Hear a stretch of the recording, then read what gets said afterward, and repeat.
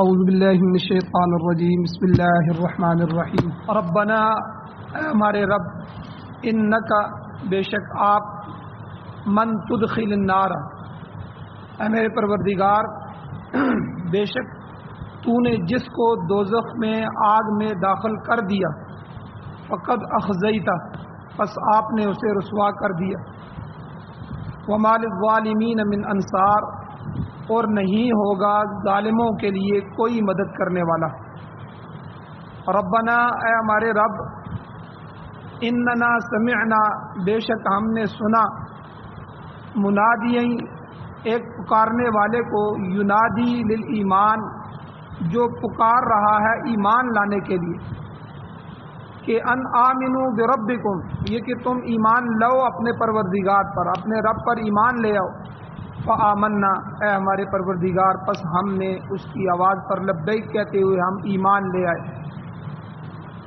ربنا اے ہمارے رب فاغفر لنا ذنوبنا آپ ہمارے گناہوں کو بخش دیجیے وکفر عنا سیئاتنا اور آپ مٹا دیجیے ہم سے ہماری برائیاں وتوفنا مع الابرار اے اللہ اور آپ ہمیں موت دیجیے نیک لوگوں کے ساتھ ربنا اے ہمارے رب وآتنا اور ہمیں دے دیجیے آپ ما وعدتنا جو آپ نے ہم سے وعدہ کیا علی رسولک اپنے رسولوں کی زبانوں سے ولا تخزنا یوم القیامہ اور اے ہمارے پروردگار آپ ہمیں رسوا نہ کیجیے قیامت کے دن انک لا تخلف المیعاد بے شک اللہ آپ وعدے کے خلاف نہیں کرتے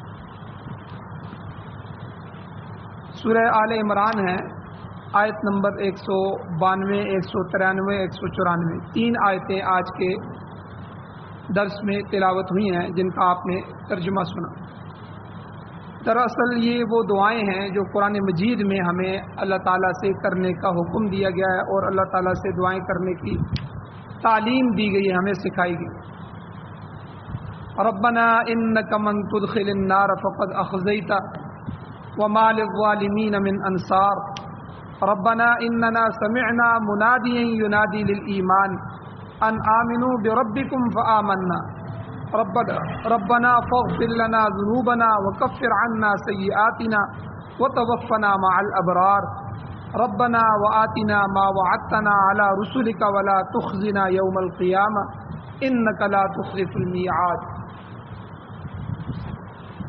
سب سے پہلے ان آیتوں کا پچھلی آیتوں سے ربط تعلق کیا ہے ربط آیات جیسا کہ گزشتہ کل کے 2-3 درس گزرے ہیں پچھلی آیتوں کے متعلق ان میں عرض کیا تھا کہ یہ جو سورہ آل عمران ہے یہ اب سورہ آل عمران کا آخری رکوع ہے آخر ہے اس میں اللہ تعالیٰ نے ایمان اور توحید کے مسائل بیان فرمائے اور اس میں اللہ نے عقلی اور نقلی دونوں قسم کے دلائل اللہ نے بیان فرمائے جو عقل میں بھی آ جائیں اور جو نقل ہو کے آ رہے ہیں دونوں طرح کے دلائل گزشتہ درس میں بہت سے عقلی دلائل ذکر ہو چکے ہیں اب ان آیات میں اللہ تعالیٰ نقلی دلائل پیش فرما رہے ابتدا میں ذکر آ چکا ہے کہ آسمانوں اور زمین کی تخلیق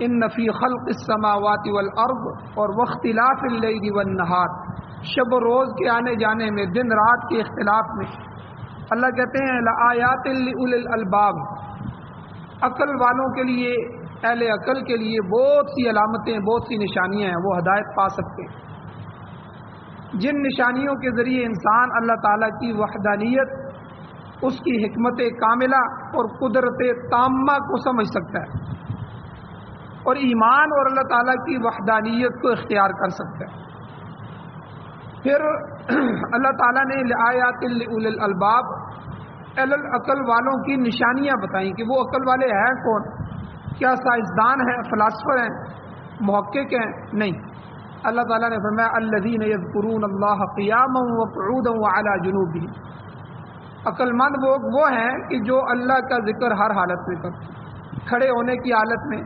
क़ियामन व क़ुऊदन, बैठे होने की हालत में, व अला जुनूबिहिम, जब लेट जाते हैं अपने बिस्तरों पर, अपने पहलुओं के बल लेटे हुए भी अल्लाह का जिक्र करते हैं। एक तो अल्लाह का जिक्र करते हैं, दूसरा वयतफक्करून फ़ी ख़ल्क़िस समावाति वल अर्द, कि वो आसमान और ज़मीन की तख्लीक में गौर व फिक्र करते हैं। और जब ये गौर व फिक्र कर लेते हैं तो फिर कहते हैं रब्बना मा खलक़्त हाज़ा बातिला, ऐ अल्लाह ये सारी चीज़ें आपने इनमें से कोई चीज़ भी बेकार पैदा नहीं फरमाई। या अल्लाह तेरी हर चीज़ का रामद है, तू हकीमुन अलीम है, तू हिकमतों वाला है, तो तेरी हर बात में हिकमत ही हिकमत है। तूने सांप पैदा किए, तूने बिच्छू पैदा किए, तूने मक्खियाँ बनाई, कि बज़ाहिर हमें इनसे तकलीफ़ नज़र आती है, लेकिन अल्लाह तेरे इस कुदरत के कारखाने में कोई चीज़ भी बेकार नहीं है, हर चीज़ अपने काम में लगी हुई और हर चीज़ के अंदर बेशुमार हिकमतें। तो अल्लाह ताला ख़ुद कुरान मजीद में पिछली आयत में ये फरमा रहे हैं कि जो हमारे इस जो है निज़ाम कुदरत में गौर व फिक्र करता है तो वो हमें पा लेता है और उसे समझ आ जाती है कि वाकई ये अल्लाह ने पैदा फरमाया और अल्लाह ने किसी चीज़ को बेकार पैदा नहीं किया।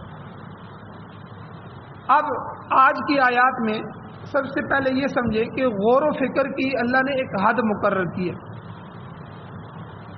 एक है अल्लाह ताला की मसनूआत, अल्लाह ताला की तख्लीकात जो अल्लाह ने बनाई हैं, जो अल्लाह ने पैदा की हैं। एक है अल्लाह ताला की अपनी ज़ात। तो इससे ये पता चलता है कि इंसान अल्लाह ताला की मसनूआत में तो गौर व फिक्र कर सकता है, जो अल्लाह ने बनाया है उसमें तो गौर व फिक्र कर सकता है, उसकी सिफ़त और वहदानियत को समझ सकता है, मगर खुद अल्लाह ताला की ज़ात में गौर व फिक्र की इजाज़त नहीं। ये बात इमाम गज़ाली रहमतुल्लाह अलैह ने भी अपनी बहुत सी किताबों में लिखी है और हज़रत शाह वलीउल्लाह मुहद्दिस देलवी रहमतुल्लाह अलैह ने भी हुज्जतुल्लाहुल बालिग़ा में लिखा है, उसूल बयान फरमाया। हदीस शरीफ में आता है कि नबी अलैहि सलाम ने फरमाया ला फ़िक्रत फ़िर रब्बी, यानी रब ताला की ज़ात में गौर व फिक्र न करो, तफक्करू फ़िल ख़ल्क़, अल्लाह ताला की मखलूक में, उसकी पैदा करदा अशिया में गौर व फिक्र करो। वला ततफक्करू फ़िल ख़ालिक़, खालिक में, खुद खालिक कायनात की ज़ात में फ़िक्र मत करो, क्योंकि ज़ात खुदाबंदी वो ज़ात है जिसे गौर व फिक्र के ज़रिए नहीं पाया जा सकता। अल्लाह कैसे हैं, अल्लाह की ज़ात कैसी है? बाज़ लोग कहते हैं जी अल्लाह के इसी तरह हाथ हैं, इसी तरह पाँव हैं। नहीं जी भाई, ये मुतशाबिहात में से। अल्लाह ताला की ज़ात कैसी है? जैसे वो अपने शायान शान, दुनिया में कोई नहीं उसकी ज़ात के ऊपर गौर करके बता सकता, गौर व फिक्र से उसे कोई नहीं पा सकता। दुनिया की आँख, किसी आँख ने भी अल्लाह को नहीं देखी। तो अब आखिरत में ही पता चलेगा जब अल्लाह ताला अपनी ज़ियारत कराएंगे, अपना दीदार कराएंगे कि अल्लाह की ज़ात कैसी है। इसलिए दुनिया में अल्लाह की ज़ात में गौर व फिक्र की इजाज़त नहीं है। हाँ, अल्लाह की तख्लीकात में जो जो चीज़ें उसने पैदा की हैं उनसे आप खुद जो है खालिक की कायनात को पहचान सकते हैं। तो इसी तरह बहुत से लोग उन्होंने गौर व फिक्र किया तो अल्लाह ताला की ज़ात को पहचाना। मसलन इमाम मालिक रहमतुल्लाह अलैह कहते हैं मुझे अल्लाह ताला की तौहीद समझ आई कि रेशम का एक कीड़ा है, मैंने देखा कि वो जब पत्ते को खा रहा है, अब उस पत्ते को खाने से उसके पेट में से रेशम निकल। अब दूसरा जानवर जो है हिरन है, वो हिरन उसी पत्ते को खाता है तो उसके नाफे के अंदर, उसकी नाफ में अल्लाह ताला मुश्क भर देते हैं। हिरन की नाफ में अल्लाह उसके नाफे में मुश्क भर देते हैं। और वही पत्ता जब बकरी खाती है तो उसके पेट में से मेंगनियाँ निकलती हैं। तो ये इससे मुझे अल्लाह की तौहीद समझ आई कि वाकई अल्लाह की ज़ात है कि जो ये बनाने वाला है। पत्ता एक है, 3 जानवर हैं मुख्तलिफ, वो खा रहे हैं और तीनों के पेट से मुख्तलिफ चीज़ें निकल रही। और शहद की मक्खी जब उसका रस चूसती है, अब उसके पेट में जाके वो शहद बन रहा है। तो ये सारी चीज़ें अल्लाह की मखलूक़ात हैं। तो अल्लाह की मखलूक़ात में, अल्लाह की तख्लीक़ात में गौर व फिक्र करेंगे तो अल्लाह ताला की ज़ात को पहचान लेंगे। लेकिन अल्लाह ताला की ज़ात के अंदर गौर व फिक्र करने की इजाज़त नहीं। تو اللہ تعالیٰ نے یہاں فرمایا کہ عقل مند لوگ جب غور و فکر کرتے ہیں تو اس کے بعد اس نتیجے پر پہنچتے ہیں، اے مولا کریم تو نے یہ تمام چیزیں بیکار پیدا نہیں کی ہیں، ہم تیری تسبیح بیان کرتے ہیں سبحانک، اے اللہ تو وحدہ لا شریک ہے۔ تو اس طرح گویا کہ توحید کا مسئلہ بھی سمجھ میں آ گیا۔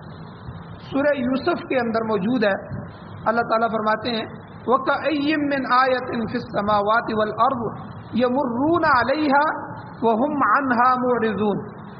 اللہ کہتے ہیں کہ وَكَأَيٍّ مِّنْ آیَةٍ، کہ کتنی نشانیاں ایسی ہیں، فِي السَّمَاوَاتِ وَالْأَرْضِ، آسمانوں میں زمین میں، یمرون علیہا، یہ لوگ اس پر ان نشانیوں پر گزرتے رہتے ہیں، وہم عنہا معرضون، مگر ان میں غور و فکر کر کے نتیجہ اخذ نہیں کرتے، پھر بھی غافل رہتے، پھر بھی وہ اس سے اعراض کرتے ہیں، اللہ کی توحید کو نہیں پہچان سکتے۔ مقصد یہ ہے کہ جو زمین ہے، یہ آسمان ہے، یہ اس کے جو ستارے ہیں، جو سیارے ہیں، ہر وقت انسان کو غور و فکر کی دعوت دے رہے ہیں۔ اب آپ اندازہ لگائیں، جس نظام شمسی میں ہم رہتے ہیں ایسے لاکھوں نظام اوپر موجود ہیں، صرف میں اپنے نظام جو نظام شمسی ہے، سورج کا جو نظام ہے، اس کی میں تھوڑا سا وضاحت کرتا ہوں۔ سولر سسٹم اس کو نظام شمسی کو کہتے ہیں۔ تو اس نظام شمسی کے 7 مشہور سیارے ہیں، زہرہ ہے، قمر چاند ہے، شمس سورج ہے، عطارد مریخ مشتری زحل، اس کے بعد پھر پلوٹو نیمچون اور فلاں فلاں بہت سے سیارے ابھی تک دریافت ہو چکے ہیں۔ تو یہ ہمارے نظام شمسی کا حصہ ہے۔ تو آج کل ان کے بڑے چرچے ہیں جی، اور خلا جو پیما ہیں، خلا کو ناپنے والے لوگ سائنسدان، اور ان سیاروں پر کمندے ڈال رہے ہیں، ان سیاروں تک پہنچ رہے ہیں، بلکہ ان 7 میں سے جو قمر ہے چاند، تو اس پر انسان پہنچ چکا ہے اور اس کی وضع قطع اس کو معلوم ہو چکی ہے۔ چاند پر بہت سرد ترین علاقے بھی ہیں، اتنے ٹھنڈے علاقے ہیں کہ اگر انسان وہاں پہنچ جائے تو برف کا ٹکڑا بن جائے۔ یعنی اس طرح وہاں جو سائنسدانوں نے ہمیں بتایا کہ 250 سینٹی گریڈ تک جو ہے گرم علاقے موجود ہیں۔ آپ اندازہ لیں گے ہماری یہ جو گرمی ہے 30 پہ 32 پہ 40 پہ جاتی ہے، کئی علاقوں کی 50 پہ جاتی ہے، 100 پہ جب آپ آگ کی گرمی کریں گے تو 100 پہ پانی ابلنا شروع ہو جاتا ہے۔ تو 250 جہاں گرمی ہوگی اس کا ڈگری ہوگا سینٹی گریڈ، تو وہاں کتنا، چاند پر ایسے علاقے بھی موجود ہیں۔ تو جو لوگ چاند پر پہنچے ہیں وہ زمینی لباس میں نہیں گئے، بلکہ یہ تو لباس فوراً وہاں جل جائے گا، وہاں پر خلائی لباس ہے، وہاں اس پر پہنچے ہیں، اور ایسا لباس جو ہے اس کے لیے کروڑوں روپے لاگت سے تیار ہوتا ہے۔ تو قرآن پاک کے سیاق و سباق سے یہ معلوم ہوتا ہے کہ چاند پر انسانی رہائش تقریباً ناممکن ہے۔ انسان پر وہاں پر پہنچا تو ہے، لیکن محدود وقت کے لیے صرف ماہرین فلکیات گئے ہیں، اور وہ بتاتے ہیں کہ چاند پر 1 پاؤنڈ انسانی خوراک جو ہے، یہ جو یہاں زمین سے اگر ہم پہنچائیں تو اس پر 30,000 پاؤنڈ خرچ ہوتے ہیں، صرف 1 پاؤنڈ خوراک۔ 1 پاؤنڈ کا آپ کیک سمجھ لیں، ایک کیک جتنی خوراک اگر ہم زمین سے لیں تو 30,000 پاؤنڈ۔ تو اب اس قدر فضول خرچیاں جو ہے وہ کون انسان کر سکتا ہے؟ تو بہرحال اس سیارے کی بات ہے جو زمین سے قریب ترین ہے، چاند۔ اور نظام شمسی ہمارا جو نظام ہے، اس کا دوسرا سیارہ سورج ہے، جو زمین سے 9 کروڑ 30 لاکھ میل دور ہے، 9 کروڑ 30 لاکھ میل۔ تو یہ اپنی پیدائش سے لے کر پورے نظام شمسی کو گرمی بھی پہنچا رہا ہے، سورج جب سے اللہ نے اس کو پیدا کیا، اور روشنی بھی پہنچا رہا ہے، اور جب تک اللہ چاہیں گے یہ پہنچاتا رہے گا، اس کے کائنات کو اس نے روشن کر رکھا۔ تو اس کی جو روشنی ہے، سورج کی روشنی، ہم زمین تک جو ہے تقریباً 7 منٹ اور 8 سیکنڈ میں پہنچتی ہے، یہ سائنس نے ثابت کیا ہے، 7 منٹ اور 8 سیکنڈ میں۔ اچھا، جو روشنی ہے یہ 1 سیکنڈ میں تقریباً 2 لاکھ سے اوپر کلومیٹر طے کرتی ہے، یعنی روشنی کی جو رفتار ہے یہ جو ہے 2 لاکھ کلومیٹر، یعنی 1 سیکنڈ میں روشنی پورے زمین کے 7 چکر لگا لیتی ہے، یعنی روشنی کی رفتار اتنی زیادہ ہوتی ہے۔ تو سورج سے جو پہلی کرن نکلتی ہے صبح وہ زمین تک پہنچتے پہنچتے 7 منٹ اور 8 سیکنڈ لگتے ہیں. وہ آپ اندازہ لگائیں کہ سورج ہم سے کتنا دور ہے. تو لیکن اللہ تعالیٰ نے فرمایا کہ ایک دن ایسا بھی آئے گا کہ اذا الشمس کوورت، اللہ قرآن میں فرماتے ہیں جب سورج اور سورج کی روشنی لپیٹ دی جائے گی، اللہ اس نظام کو، اس نظام شمسی کو درم برم کر دیں گے، اور اس کے بعد ایک دوسرا نظام قائم ہوگا جسے ہم نظام آخرت کہتے ہیں، حشر کا میدان کہتے ہیں. حشر کا نظام، حشر و نشر قائم ہو جائیں گے. اس پورے نظام کو اللہ لپیٹ کر رکھتے ہیں. تو بہرحال جو علم فلکیات ہیں وہ ہمیں بتاتے ہیں کہ ستاروں سے متعلق اس ستاروں کی 2 قسمیں، ایک جن کو علم نجوم کہتے ہیں. تو یہ ستاروں کے متعلق علم جو ہے اس کی 2 قسمیں.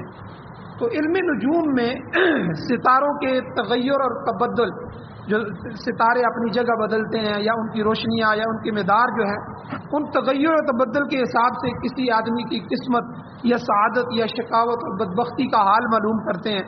تو اس قسم کا علم جو ہے وہ حضور علیہ السلام کے دین میں، اسلام میں اس کو شرک کا حصہ قرار دیا گیا. ٹھیک ہے، سحر اور جادو کی طرح حضور علیہ السلام نے اس کو حرام قرار دیا ہے. اس لیے حضور نے فرمایا من آتا منجمن، جو آدمی کسی نجومی کے پاس آتا ہے اور اپنی قسمت کا حال معلوم کرتا ہے تو وہ حضور علیہ السلام اور وہ شخص محمد صلی اللہ علیہ وسلم کی شریعت کا انکار کرتا ہے. اس لیے جو نجومی بیٹھے ہوتے ہیں، جی ہاتھ دکھاؤ، ہم آپ کے ہاتھ دیکھتے ہیں، ہاتھ کے لکیروں سے حال معلوم کرتے ہیں. کوئی طوطے سے فال نکال رہا ہے، کوئی کس طرح ہے، جی کوئی آپ کا ستارہ گردش میں ہے، آپ کے ستارے کو دیکھتا ہوں. تو یہ سارا کا سارا شرک ہے.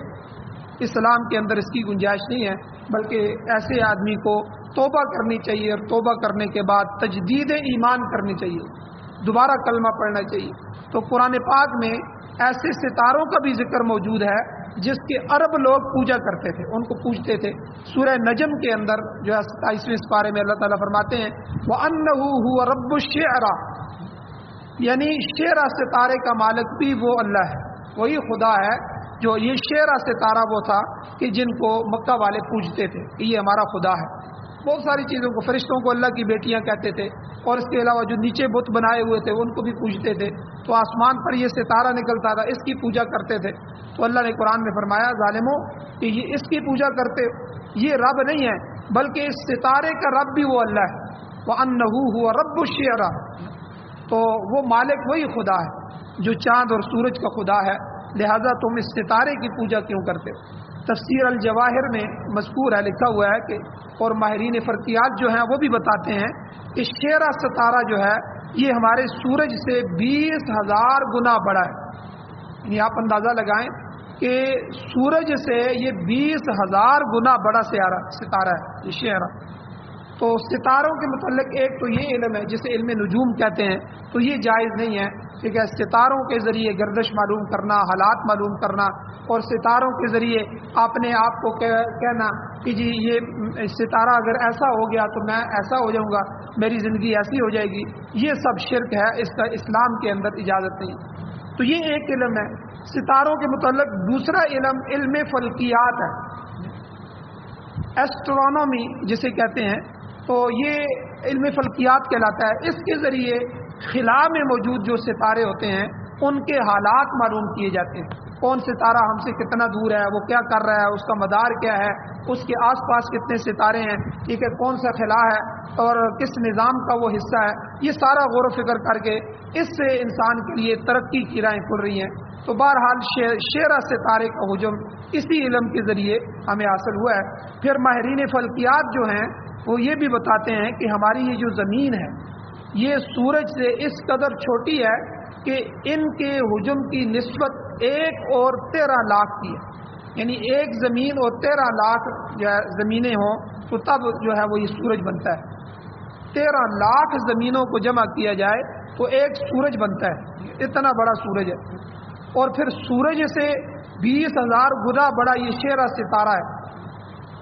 تو گویا کہ زمین جو ہے وہ سورج سے 13 لاکھ گنا چھوٹی ہے، مگر بہت دوری کی وجہ سے اتنا بڑا فرق نظر آتا ہے کہ سورج ہمیں بہت ہم سے دور ہے.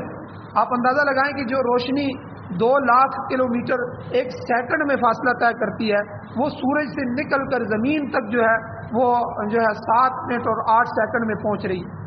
तो फिर सूरज हमसे कितना बड़ा दूर होगा। फिर चांद जो है वो ज़मीन से भी छोटा है।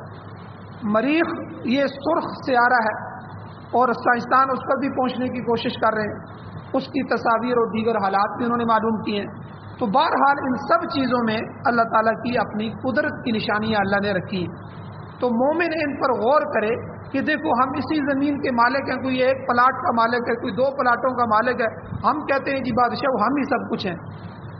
कोई एक मुल्क छोटे से मुल्क का हाकिम बन गया तो वो फूला नहीं समा रहा कि मैं बादशाह बन गया, हालांकि इस सारी ज़मीन से बड़े बड़े और हज़ारों गुना लाखों गुना जो है वो सियारे में मौजूद हैं। तो इतने बड़े बड़े निज़ाम को कौन बनाने वाला है? किस ज़ात ने इनको बनाया है? तो ये वो गौर व फिक्र है कि जिसमें अल्लाह ताला की तौहीद समझ आ रही होती है कि वो अकेला मालिक है जो ऐसा बना सकता है, उसके साथ कोई शरीक नहीं है, वो वहदहू ला शरीक है, उसने ये निज़ाम बनाया है। ये तो वो निज़ाम है जो हम देख रहे हैं, वरना इससे बड़े बड़े निज़ाम जो हैं जिन पर अभी तक साइंस तो अभी बच्चा है, ठीक है, ये तो अभी तक आगे तक भी नहीं गई। वो आगे इसके अलावा साइंस कहती है आगे के कुर्रे आ रहे हैं, आग के कुर्रों में से गुजर के आगे फिर और निज़ाम आते हैं, फिर उनसे आगे और निज़ाम है, ठीक है। उन आग के कुर्रों में से गुजरे कौन? हालांकि अल्लाह ताला ने हुजूर अलैहिस्सलाम को जब मेराज करवाई तो अल्लाह ताला ने इन सब कुर्रों में से गुजार के हुजूर को लेके गए और फिर पहले आसमान, फिर दूसरे आसमान, फिर तीसरे आसमान, ये सारी चीज़ें अल्लाह ने नीचे छोड़ दी।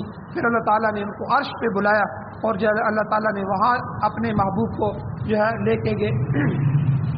तो ये सारी चीज़ें जो हैं इन पर आदमी जब गौर करता है तो अल्लाह ताला की कुदरत समझ आती है कि ये एक निज़ाम है जो हमारा ज़मीन है, ज़मीन के ऊपर जो है खिला है, फिर उसमें बहुत से सियारे हैं, फिर उसमें हमारा चाँद है, फिर उसमें निज़ाम शमसी है, निज़ाम शमसी के अंदर कई सियारे हैं, कई सियारे ऐसे हैं कि जिनके 10-10 चाँद है, 4-4 चाँद है, ठीक है, हमारी ज़मीन का एक चाँद है, ठीक है। तो इस तरह फिर उसके ऊपर आलम बाला है, फिर आलम बाला से ऊपर मलए आला है, मलए आला से ऊपर खजीरतुल कुदस है और खजीरतुल कुदस से ऊपर आखिरत का निज़ाम है।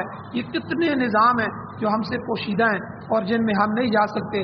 इन सब निज़ामों पर अल्लाह ताला का कब्ज़ा कुदरत है और अल्लाह ये इसके बनाने वाले हैं।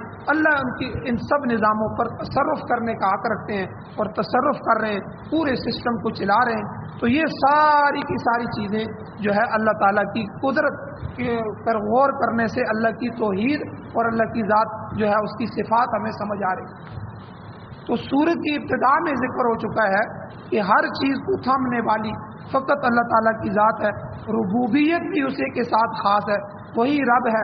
फिर हर चीज़ को हद कमाल तक वही पहुँचाता है। नशो नुमा के जितने सामान हैं वो सब पैदा करने वाला वही मालिकुल मुल्क है, लिहाजा उसी के सामने जो है सजदा करना चाहिए, उसी की इबादत करनी चाहिए, माबूद उसी को बनाना चाहिए। वही नाफे है, नफ़ा देने वाला है, वही ज़ार है, नुकसान देने वाला है, वही हमादान है, वो हमाबीन है, वो हमातवा है, हर चीज़ को देख रहा है, हर वक्त देख रहा है, हर चीज़ पर उसकी नज़र है, कोई चीज़ उससे पोशीदा नहीं है। और वही जो है जिसने जो इंसान को किसी चीज़ पे मजबूर कर देता है, जो इंसान को जो है चला रहा है, इंसान की परवरिश कर रहा है, हर चीज़ को पाल रहा है, ठीक है। सुबहानका, जब आदमी इस पे गौर करता है तो अल्लाह ताला की तकदीस और पाकी समझ में आती है। ऐ अल्लाह तेरी ज़ात पाक है, हर ऐबों से पाक है, कोई ऐब तेरे अंदर नहीं है, तू मजबूर नहीं है, ठीक है, तेरे अंदर कोई नुक्स नहीं है, ठीक है, तू तेरी ज़ात पाक ज़ात है, बड़ी ज़ात है और तू सबसे बड़ा है। पूरे निज़ाम कुदरत जो है वो तेरे हाथों में है और तूने हम सबको संभाला हुआ है। तो ये अल्लाह ताला की वो कुदरत है कि जिसमें आदमी जो है जब गौर करता है तो आखिरत का नतीजा निकलता है, आदमी आखिरत की तरफ मुतवज्जे होता है। अल्लाह ताला से दुआ है अल्लाह ताला हमें अमल की तौफीक अता फरमाए। इन दुआओं में कुछ और भी बहुत सारी चीज़ें हैं, इंशाअल्लाह कल के दर्स में बयान की जाएंगी। अल्लाह ताला से दुआ है अल्लाह हमें अमल की तौफीक अता फरमाए। आमीन। अल्हम्दुलिल्लाहि रब्बिल आलमीन व आक़िबतुल मुत्तक़ीन वस्सलातु वस्सलामु अला रसूलिहिन नबिय्यिल उम्मिय्यिल करीम। या अल्लाह हमारी कमियों कोताहियों को माफ़ फरमाइए, दरगुजर फरमाइए, सगीरा कबीरा गुनाहों को माफ़ फरमाइए। या अल्लाह ज़मीन व आसमान को आपने हमारे लिए बनाया, या अल्लाह, और इसमें हमें गौर करने की दावत दी।